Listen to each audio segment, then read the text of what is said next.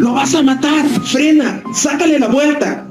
Un exceso de barbitúricos fue lo que la llevó al descanso eterno. Y me despertaba, me despertaba sudando, con miedo, y era...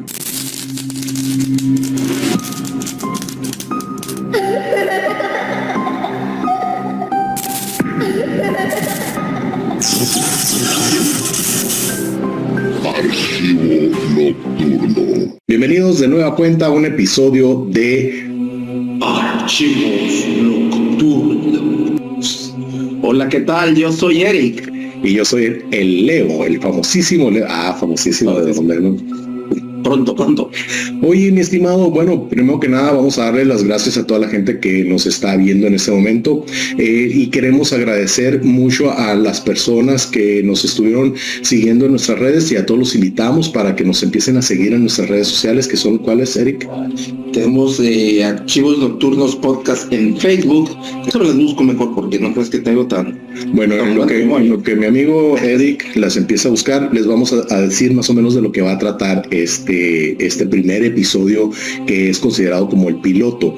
Primero que nada le mandamos un gran saludo a Rigo, que no se encuentra aquí con nosotros porque esta persona tuvo un pequeño problema de salud y pues lamentablemente no nos pudo acompañar, pero en los siguientes episodios van a ver que está aquí una tercera silla con nuestro amigo Rigo.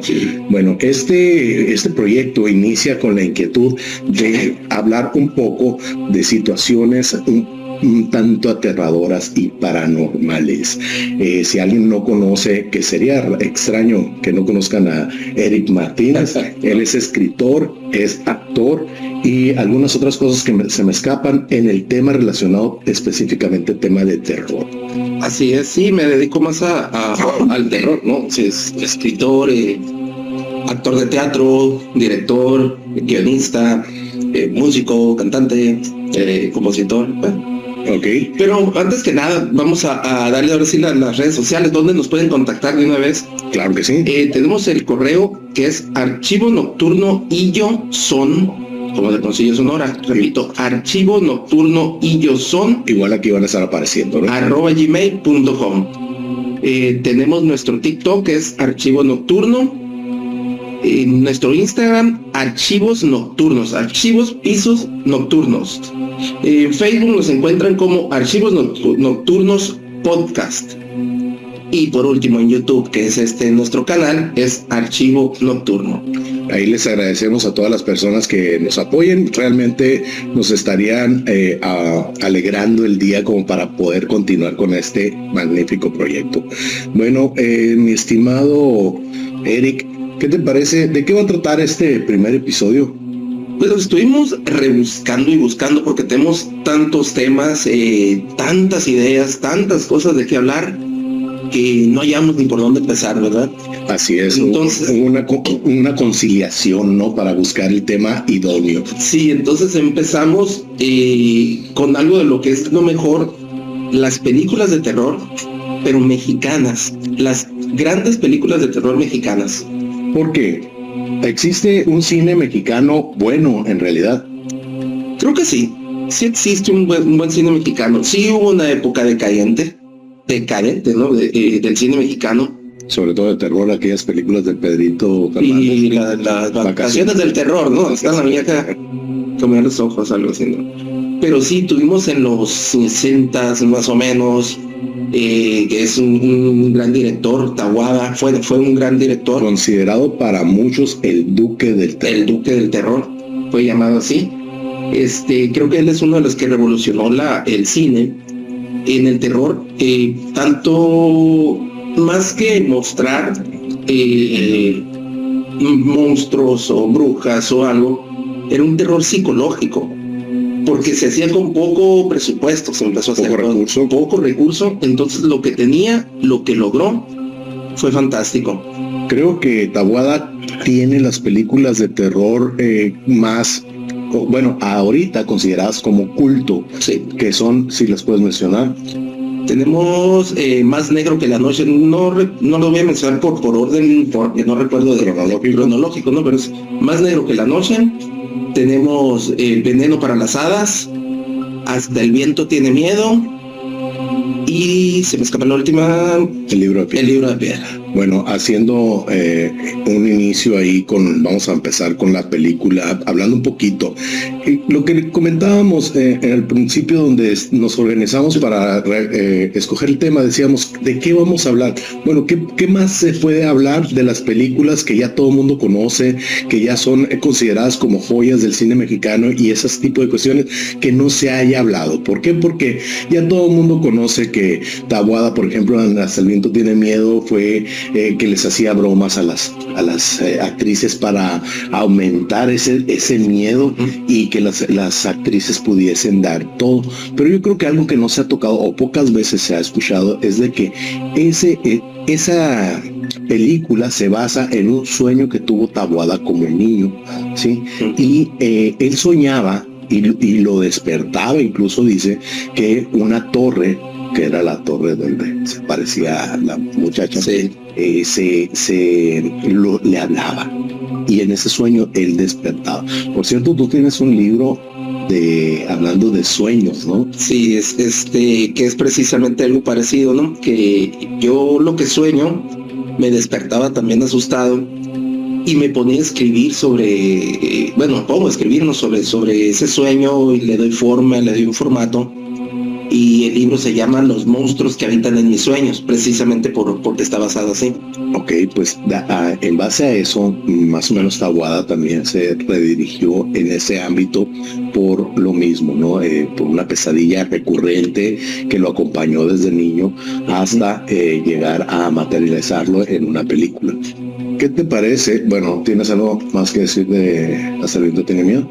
No, creo que fue una película fantástica. Del remake no vamos a hablar, porque en lo personal no me gustó y creo que casi nadie. Sí, creo que no trascendió, ¿no? A pesar de que fue director, como apoyo, Guillermo del Toro, ¿no? Sí, pero no, creo que no necesitaba más, pues, esa película. Como repetí al principio, los efectos que tiene, lo psicológico, cómo te lleva de un lado a otro, es perfecto, ¿no? Cómo maneja la oscuridad, ¿no? A ver, ahora te pregunto, ¿en qué año la viste tú, más o menos?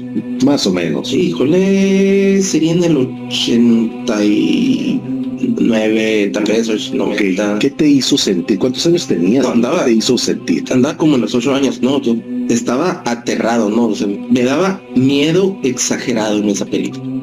Porque era de las películas que veía, ¿no? Vivía en un pueblo, agarraba como 2 canales nada más mi televisión. Canal 2. Sí, algo así, no recuerdo cuáles eran. Y la pasaban esa película, entonces para mí era... no dormía pues en las noches.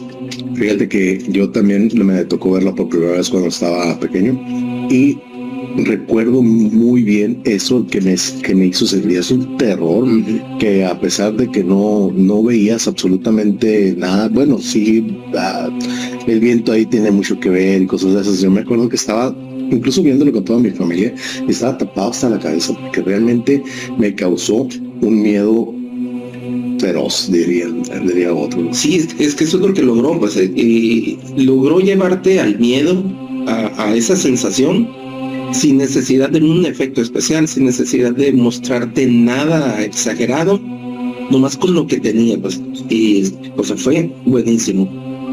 Ok, ¿qué te parece si hablamos nada más un poquito para recordar la película de Macario, que no es considerada como tal una película de terror, pero sí de cierta intriga, ¿no? Porque a pesar de que estuvo vetada y muy criticada por la crítica, válgame la redundancia, que hizo hacia la Iglesia Católica y a los temas de la Iglesia Católica, estuvo vetada creo que un tiempo. Yo creo que hay algo que decir ahí en la cuestión del final, ¿no? Sí, con la comida, bueno, antes que nada, ahora que último que estaba leyendo, de las películas que hizo Taboada, hay una que hizo después, que no son las clásicas estas, donde incluyó a Ignacio López Tarso. Y más que nada porque se basa una parte en la película de Macario. Es como una continuación. Sí, o sea, no es continuación, sino como que es algo que agarró, extracto un poquito y lo metió ahí, ¿no? O sea, no es continuación, sino como que tiene algo que ver ahí. No, Eso no sabía, no traes el dato de qué película es. no traigo el dato ahorita exacto, pero sí e incluyó a Ignacio López Tarso. Ahí es donde los universos se encuentran, ¿no? Sí, son multiversos, ¿no? Multiversos. Taguadersos. Bueno, y volviendo sí ahora a Ignacio López Tarso, ¿no? Esta película, El Macario, que también es una excelente película de culto, y que también, igual que las otras, todo el mundo ha hablado de ellas. Ya se dijo lo que se sí, tenía que ya decir. se dijo, y sacaron conclusiones, sacaron esto. No vamos a hablar mucho del tema de la película en sí, para no hacer un spoiler, porque te digo, pues esa película creo que ya la mayoría conoce, los que no la conocen se la recomendamos mucho. Y no quiero mencionar exactamente el final, pero sí hay un detalle ahí con el pavo. Con el pavo, exactamente. Con el pavo, ¿recuerdas? Que se dice que, bueno, al final se está comiendo y queda medio pavo nada más. Sí, bueno, vamos a recapitular un poquito la escena, que cuando lo andan buscando ya es la última escena. Es la última. Cuando lo están buscando por el bosque, lo que es la actriz que hace de su esposa, lo está buscando y dice, mira, ahí está, se quedó dormido.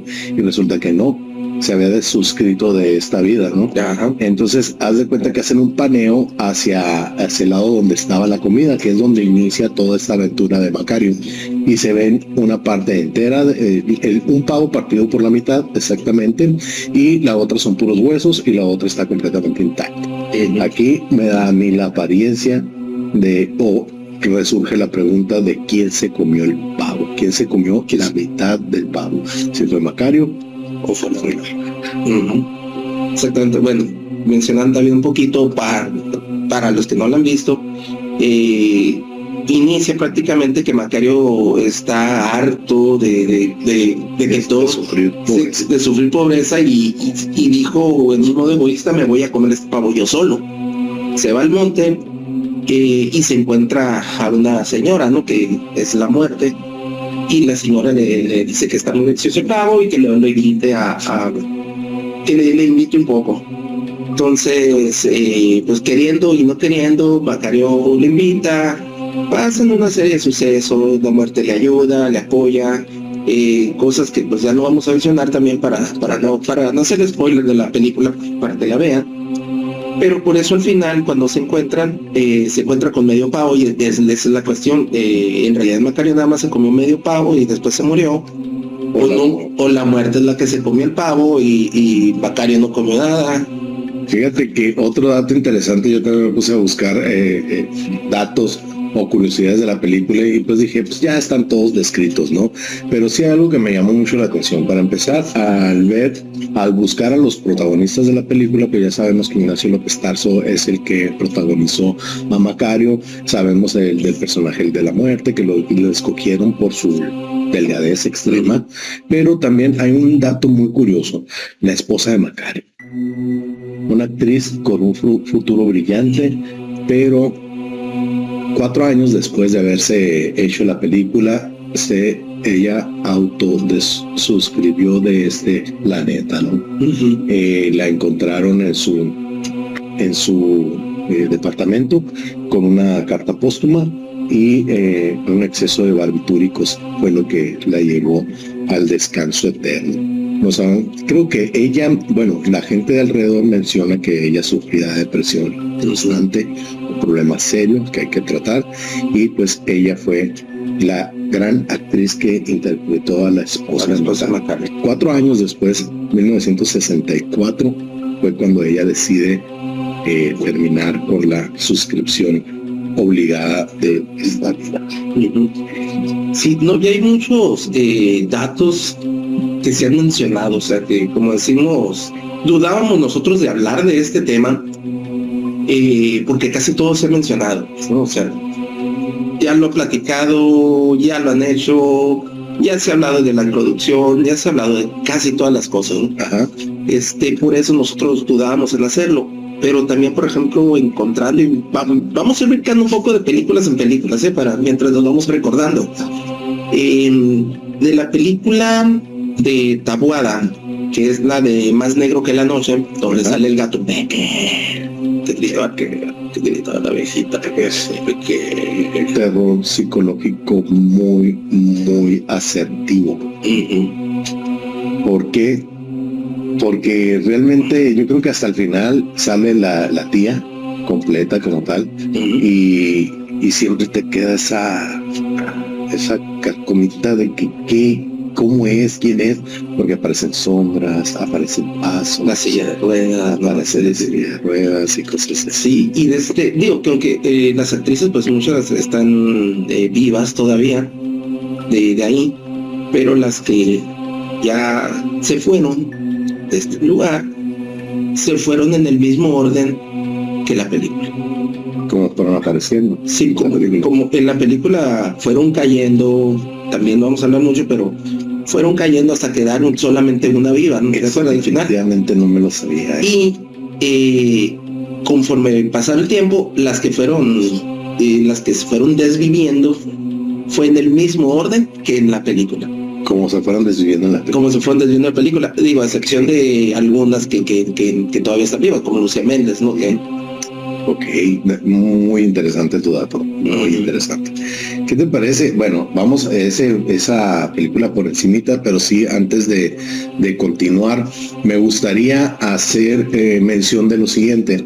Tenemos abierto un correo electrónico, el cual lo mencionó mi estimado Eric, en el cual ustedes pueden hacernos llegar algún tipo de experiencia paranormal que les haya sucedido, y con gusto aquí nosotros le damos lectura. El correo es archivo-nocturno-y-yo-son@gmail.com. Ahí es donde ustedes nos pueden mandar sus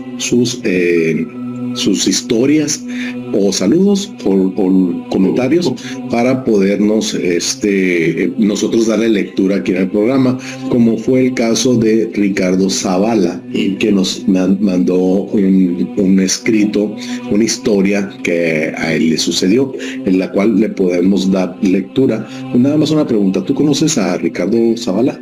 No. Ok. Bueno, lo que pasa es que nos contactó por medio del Facebook, que ya les comentábamos, y él dijo, oye, yo tengo una historia muy buena.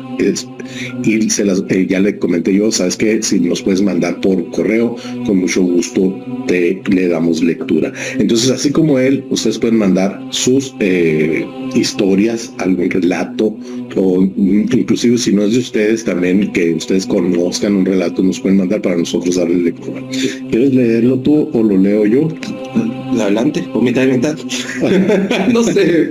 Bueno, o sea, antes que comiences, nada más para especificarle un poco, ¿no? a las personas, cuando nos manden su historia, díganos igual, ¿no? Si son de ustedes, si son de otra persona, si es un relato que escucharon, si es un relato real.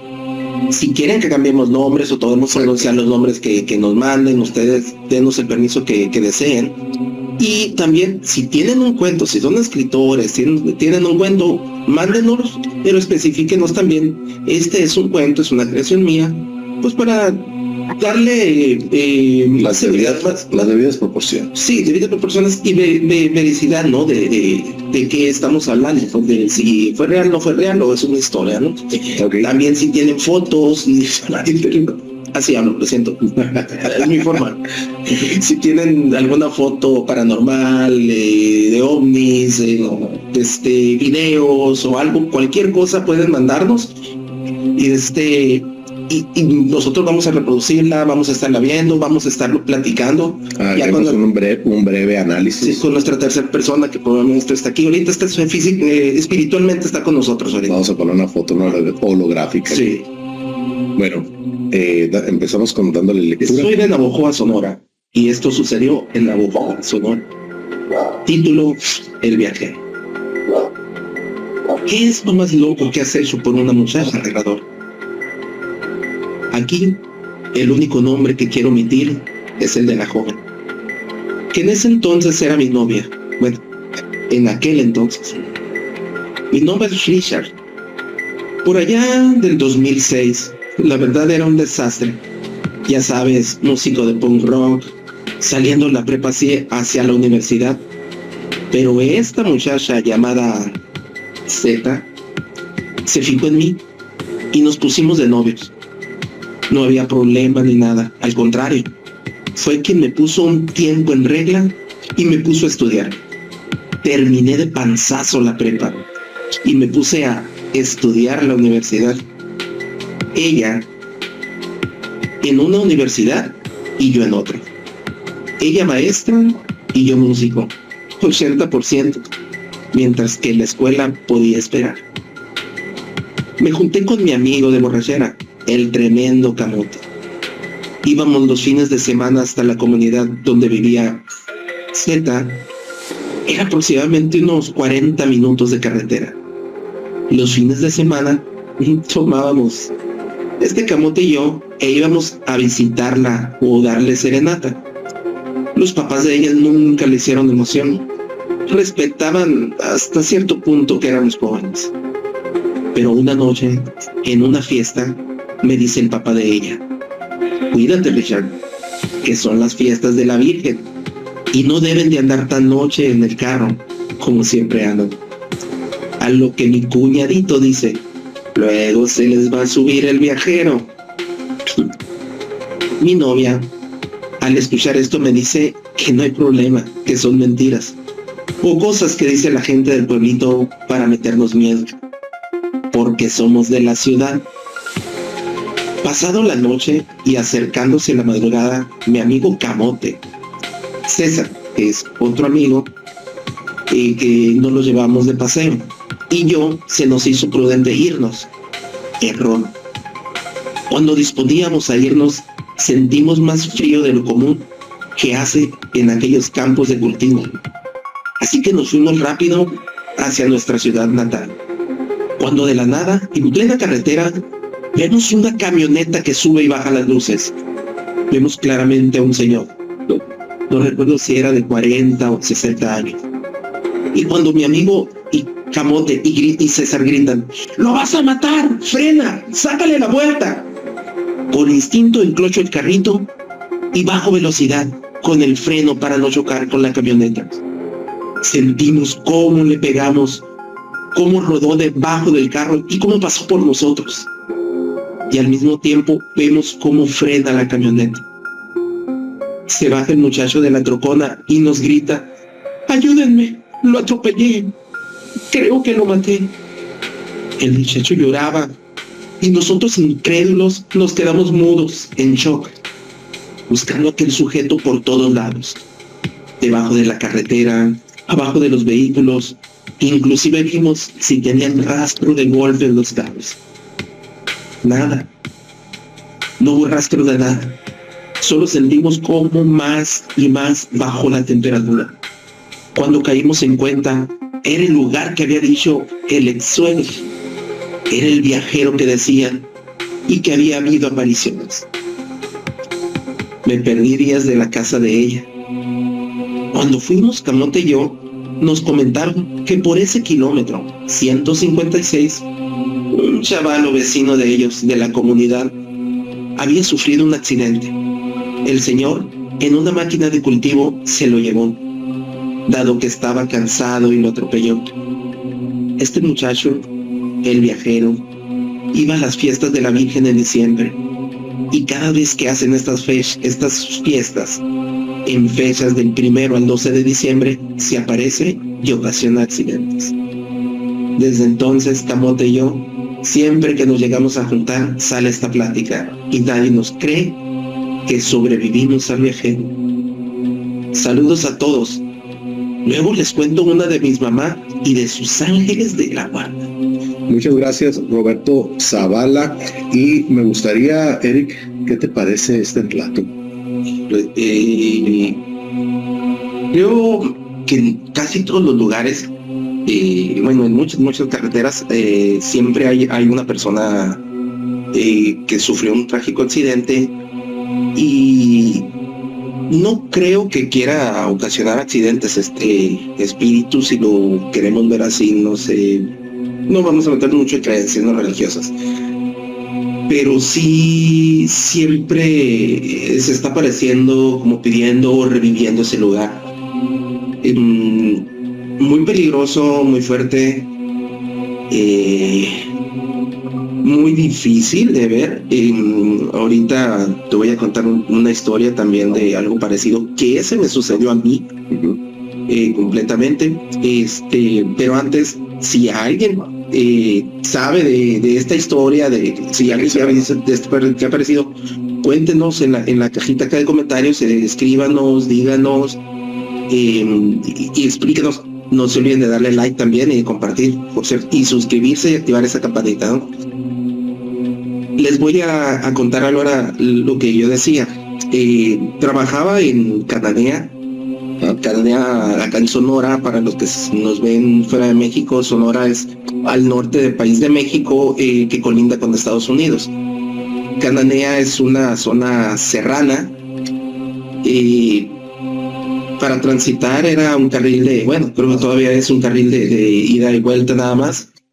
Y tenías que viajar mucho, ¿no? O sea, pasar por esas partes muy, muy peligrosas, mucho tráiler, que vienen desde Chihuahua, que vienen de todas zonas. Entonces nosotros acostumbramos, iba con compañeros, a veces manejaba yo, a veces unos compañeros.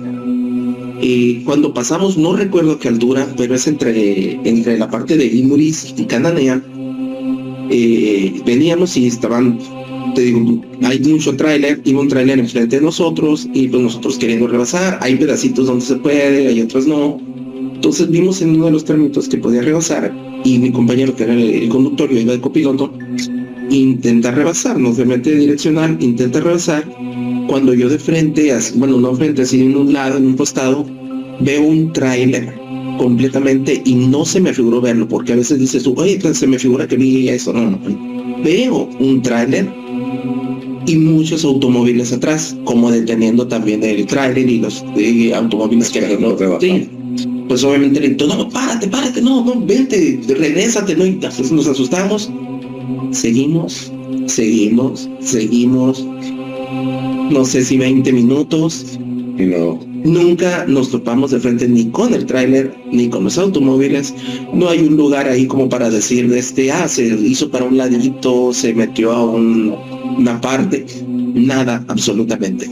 Una pregunta, mi estimado Eric. Ya ves que después de sucedernos algún tipo de evento de esta magnitud, te quedas tratando de buscarle una explicación lógica.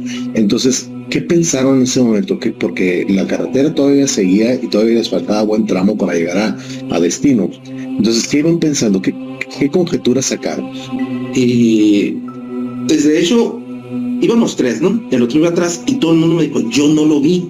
O sea, yo fui el único que lo vi. Entonces te digo, no se me figura, era de día, cabe mencionar. Entonces, si fuera de noche, pues le hubiera visto las luces y también, no, era de día totalmente y lo vi completamente, ¿no? Okay. Nos fuimos todo el camino pensando, el primero fue una burlita de, oye, ¿qué pasó? ¿Por qué estás, qué ondas? O sea, ¿qué alucinaste o qué pasó? Y no, es que se los juro, yo lo vi. Y nos fuimos todavía, faltaba como una media hora yo creo de camino. Y nos fuimos pensando en eso completamente, qué pasó, y hasta la fecha nos juntamos a veces todavía con nuestros compañeros, te estoy hablando del 2008, 2009, por allá, nos llegamos a juntar y entre pláticas nos volvemos a resurgir eso y volvemos a lo mismo, nadie vio nada, solamente yo. Fíjate, ahorita que haces mención de ese relato, se me viene a mí a la cabeza un relato que me platicó un amigo de Honduras, Vicente Jiménez. Un saludo, mi hermano, que me estás viendo seguramente desde Tegucigalpa, Honduras. Muy parecida a la historia, pero él le llama la historia de la moto fantasma, porque tal cual, así me lo estás platicando, de que él venía en un carro, en una curva, que se escuchaba una moto, se veían las luces de una moto, y que venía, y al momento de querer encontrarse, no había moto. Entonces se desaparecía totalmente, pero había Y aquí el detalle es de que no era la única persona que había tenido ese encuentro y esa experiencia, ¿no? Okay. Pues aquí yo no sé, yo no he sabido de nadie más que haya visto ese tráiler, ¿no? Igual no lo he contado mucho. Si alguien sabe qué sucedió o si pasó algo. O si a alguien más le ha sucedido. Sí, si a alguien más le ha sucedido, o si fueron extraterrestres o una baticueva y a lo mejor desapareció por ahí, no sé. Ahí entre medio del cerro. Sí, entre medio del cerro, no sé. Sí. Pero si alguien sabe algo, pues sí, cuéntenos, ¿no? Díganos, porque sí, yo no he sabido nada más. Yo es lo que vi completamente. No estoy asegurando que fue un fantasma, no estoy asegurando nada. Yo aseguro lo que vi en ese momento y que ya no lo volví a ver. Oye, mira, ya para cerrar el tema de la plática con que nos mandó Ricardo Zavala, nada más parafraseando todo lo que nos mandó, se trata de que él andaba de novio con una muchacha por allá en una tipo ranchería, un campito, campos de cultivo por allá por la zona de Navojoa, Sonora. Si alguien conoce esa historia, por favor háganosla llegar, nada más para darle un poquito de veracidad. Y dicen que por ahí se cuenta la historia de que en la carretera aparece un joven llamado, que la gente lo ha llamado el viajero, y que probablemente trata como de seguir con esa secuencia del accidente que desgraciadamente le quitó la vida, ¿no? Entonces a lo que cuenta este chavo Ricardo Zavala es de que se siente incluso hasta en el vehículo cómo se arrolla a una persona, y que al bajarse a tratar de buscar al afectado, pues se dan cuenta de que no hay nadie. Y creo que es una leyenda, debe ser una leyenda popular, porque menciona él que la gente de la comunidad la conoce perfectamente. Sí, no menciona, ¿verdad?, qué comunidad. No menciona, déjame pegarle otra leída rápida. Sí, porque lo leí también, no recuerdo que menciona qué comunidad. Dice que es de Navojoa. Navojoa también es de parte de Sonora, para quien está más al sur. Sí, es al sur de Sonora, pegando ya al otro estado. No dice qué pueblo o municipio. Bueno, pues sabemos que es de Navojoa, pero no sabemos si es algún tipo de ejido o algo así, ni qué parte de Navojoa. Solo nos dice que fue por allá, que las fechas en las que aparece este viajero es del 1 al 12 de diciembre. Pues un saludo y muchas gracias por eso. Mi estimado Eric, ya llevamos alrededor de, ahorita te digo, de casi 35 minutos aproximadamente. ¿Qué te parece si hablamos de las últimas dos películas que nos quedan, que es lo que es Veneno para Hadas? ¿Ya tocamos el tema ese? No. ¿Por qué? Porque hay cosas importantes aquí que decir, incluso las que iba a proponer Rigo, están muy buenas. Podemos hablar de Veneno para Hadas. Sí, antes de hablar de eso, bueno, no hemos hablado del libro de piedra completamente, ¿verdad? No. Bueno, ahorita tocamos el tema, entonces continuemos. Continuemos. No dije nada.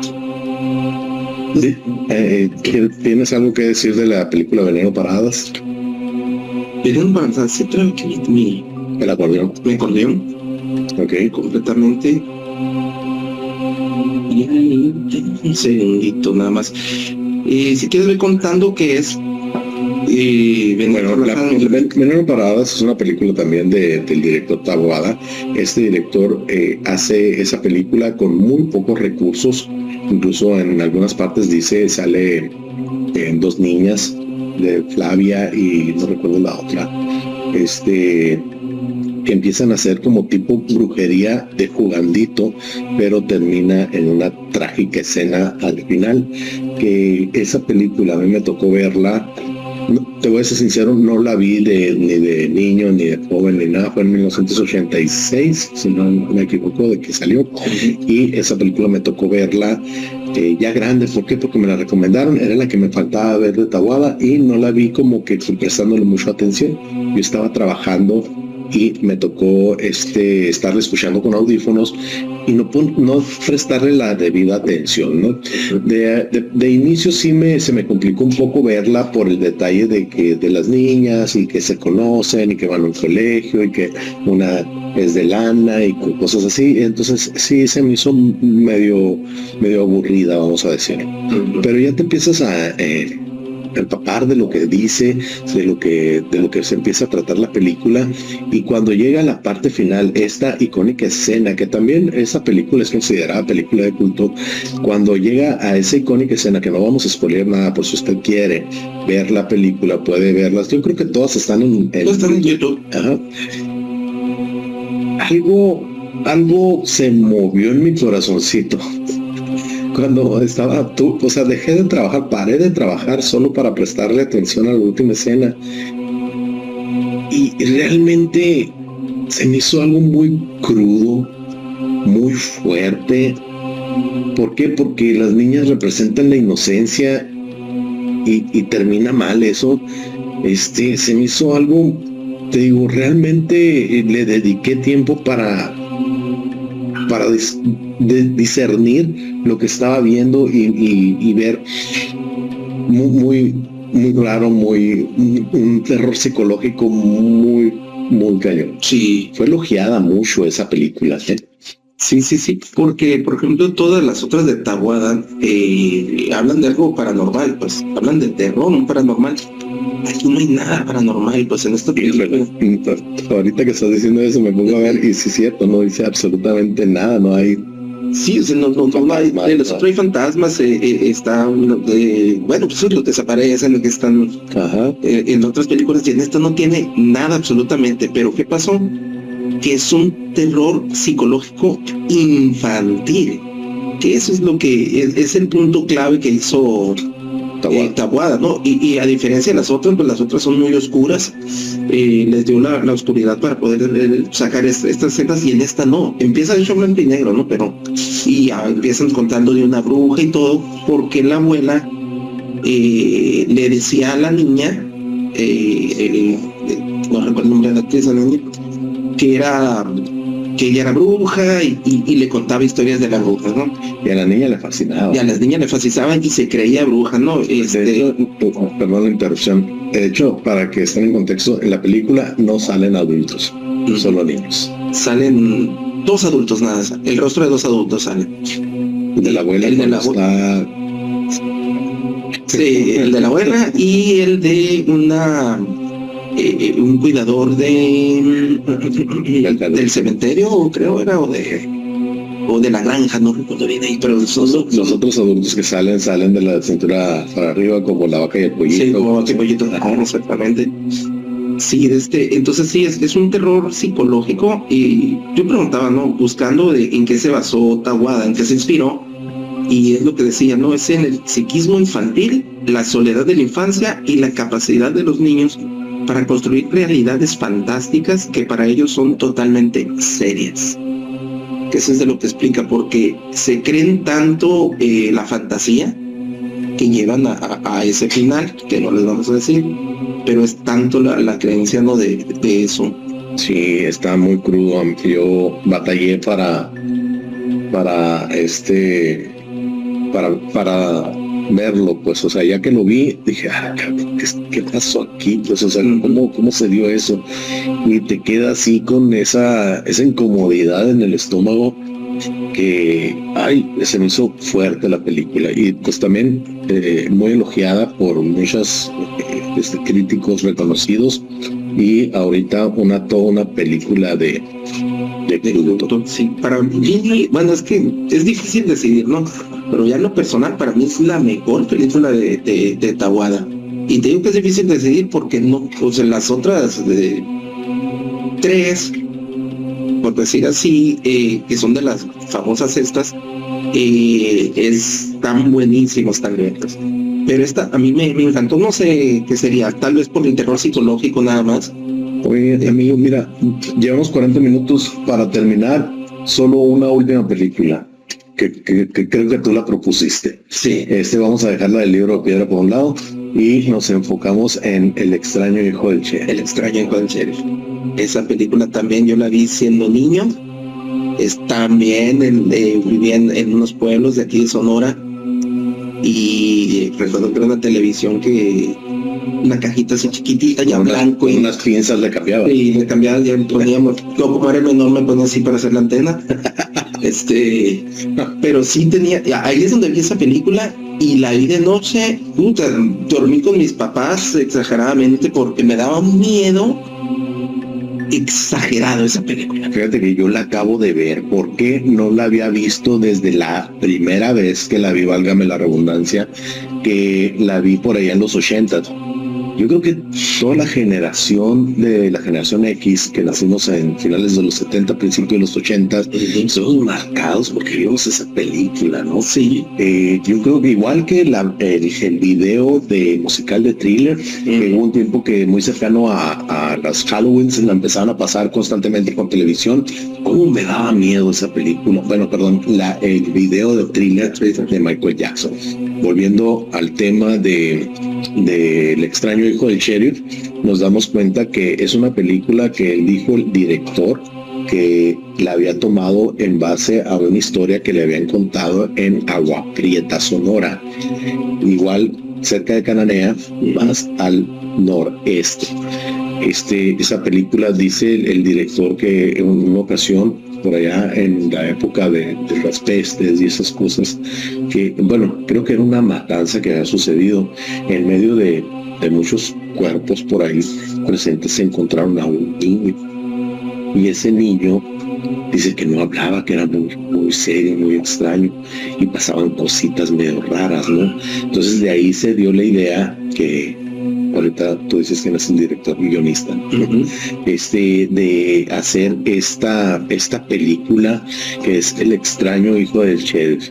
No sé, sale el Mario Almada, sale Eric del Castillo, los niños. Bueno, un resumen general de la película. Es un sheriff que difunde y defiende la justicia a capa y espada sin medir consecuencias, ¿no? Incluso creo que por una consecuencia, por un delito que él cometió, también siguió el proceso judicial que le correspondía. Entonces él tiene unos hijos, un par de hijos gemelos que están pegados por la columna vertebral. Entonces la madre muere al parto, y tiene que tomar la difícil decisión de separarlos, porque él considera que es una burla para la sociedad. Entonces los niños los tiene encerrados. Es una película de muy bajo presupuesto, pero si tú pones atención a la historia, te va a generar un terror psicológico de esos que saben manejar muy bien los mexicanos. ¿Quieres agregar algo de la película? Porque yo tengo algo que decir todavía después de que se terminó la película. No, sí, bueno, deciden separarlos, continuando, y uno de ellos muere. Entonces este niño quiere tomar, que son gemelos, tomar el cuerpo de quien está vivo. Frederick y Eric. No recordaba el nombre. Porque los dos juntos hacían el nombre del padre, que era Frederick. Ajá. Sí, es una película western. Llegó una época donde empezaron mucho con las películas western aquí en México, imitando mucho a Estados Unidos. Entonces los nombres eran anglosajones, ¿no? Todos los nombres de estas personas, ¿no? Que hicieron Billy the Kid en una de esas también, ¿no? Y se llamaba Billy el niño, o Billy the Kid. Bueno, y este es un western, pero aparte con el tema de terror. Yo lo que no sabía era que la había escrito Eric del Castillo. Entonces, combinando con el escribió Eric del Castillo y con lo que decía esto ahorita, de que le contaron la historia al director, entonces le contaron la historia a Eric del Castillo, Eric del Castillo la escribió y la dirigió. Ok. Entonces para mí fue una sorprendente, ¿no? Yo no la sabía. Fíjate que yo, buscando curiosidades, vi que Mario Almada Incluso relataba él que cuando estaban grabando la película, que el set se sentía, como describo en mi libro, un ambiente denso. Dice, no sé qué estábamos haciendo, porque veía que el niño gritaba y cosas así. Creo que cuando los están separando, que se empieza a ver a suceder cosas en el set. Dice incluso este señor Mario Almada que él sentía una vibra pesada en el set, ¿no? Que es muy recurrente en cuando se graban películas o se hacen cosas así de terror, que aparezcan o se empiecen a manifestar cosas raras, ¿no? Sí, bueno, según creencias, no voy a meter mucho en eso, pero según creencias, si tú empiezas a traer una energía negativa, como es una película de terror, una energía de este estilo, bajas de energía, bajas todo y empiezas a traer otro tipo de seres. Empiezas a traer mucho, pues cosas paranormales que pueden, por eso en muchas películas desde Estados Unidos, con Poltergeist, que era una de las primeras que pasó esto, o con la del Exorcista clásica, tantas cosas que han pasado es porque estás como invocando, ¿no? Digo, sin meternos mucho en religión ni nada, que no es nuestro tema desmentir o mentir o cualquier cosa, ¿no? Pero sí es eso es lo que pasa pues con estos bajos astrales. Y yo, por ejemplo, me siento así con lo que te digo que escribía, y me despertaba y me despertaba sudando, con miedo, y era temblor, y me ponía a esas horas, prendía una lamparita en la cámara y tenía un cuaderno, y a esas horas me ponía a escribir. Y lo que hacía es como que todo entraba a mí por un sueño, algo sobrenatural entraba por un sueño, se quedaba ahí y yo lo soltaba al libro, y en el libro se va. Como que descargabas todo el foie, sí, en el libro, ¿no? Con la pluma y va. Hay para todo lo que la lean, ahí va a haber un pedacito ahí para cada quien, no se preocupe. Volviendo al tema de la película del extraño hijo del sheriff, que fue creo que en 1986, ¿sabes que le llamaban la película maldita? Por los mismos sucesos, ¿no? Lo que pasa es que hay varios sucesos relacionados con cuando publicaron la película, que ya ves que mandan los carretes por allá y todos se quedaban atorados o se quemaban. Bueno, no todos, ¿no? Algunos, hubo casos en Chihuahua, en Sonora y algunas rancherías y pueblos. Creo que también mencionan algunos de Navajoa que en la película El Carrete se quedaba aterrado cuando el niño empieza a cambiar los ojos de color, ¿no? Sí. Es un efecto especial muy burdo ahorita, pero que llamaba mucho la atención en aquel entonces. Entonces la gente decía que empezaba a sentirme cosas raras y salía la gente seria del lugar sin hablar y sin decir absolutamente nada. Igual hubo una ocasión donde por alguna extraña razón esa escena estaba invertida y los ojos en lugar de verse iluminados, se vieron oscurecidos, como un negativo, exactamente. Entonces la gente, ocurrió el pánico ahí. Incluso es llamada la película maldita, ¿no? Porque, bueno, volviendo al inicio que te pregunté, que si México hacía buenas películas de terror, creo que esta película se proyectó en Estados Unidos, en algunas partes, y la persona que estaba proyectando la película dijo: jamás vuelvo a proyectar una película de terror mexicana, porque le dio tanto miedo que quedó el amigo paniqueado. Sí. Irónicamente, fíjate, esta no es considerada una película de culto. El extraño hijo del sheriff no es tan famosa como las otras. No todo el mundo sabe de la existencia de esa película, pero es buenísima. Pues yo debería ser considerada una película de culto. Pues. Yo creo que la gente sí está prestando la atención, y yo creo que en poco tiempo ya va a ser considerada una película.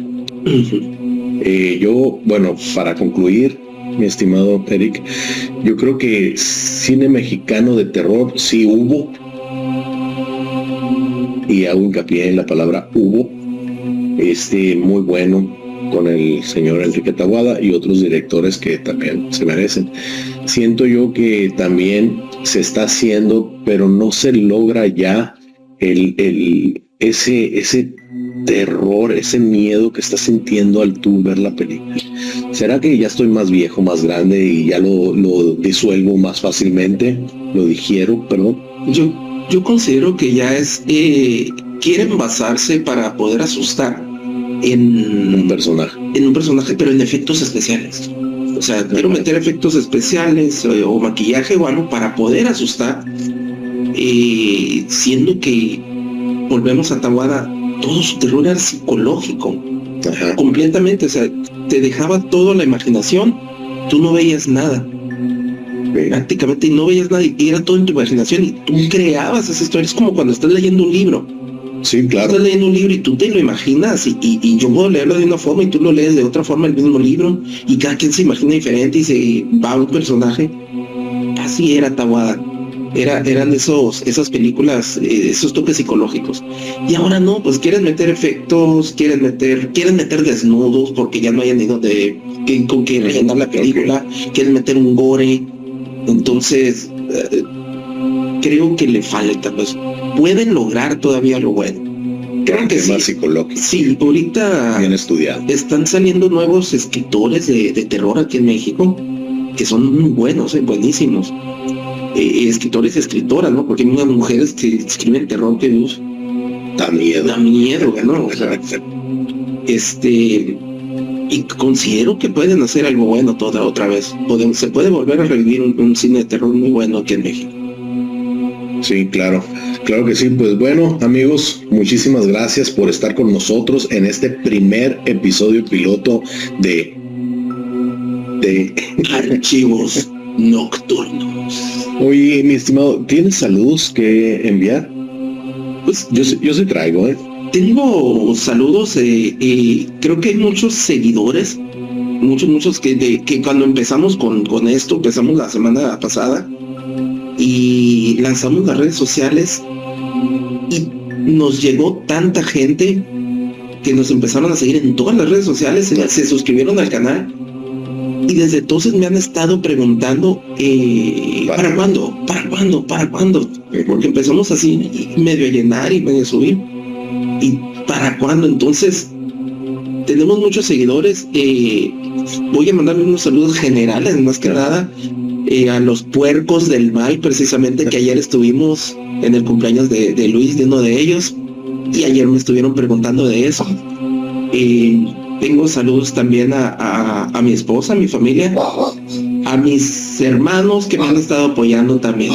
Les encanta todo lo que era. Un saludo para todos ellos, todos y cada uno de ellos.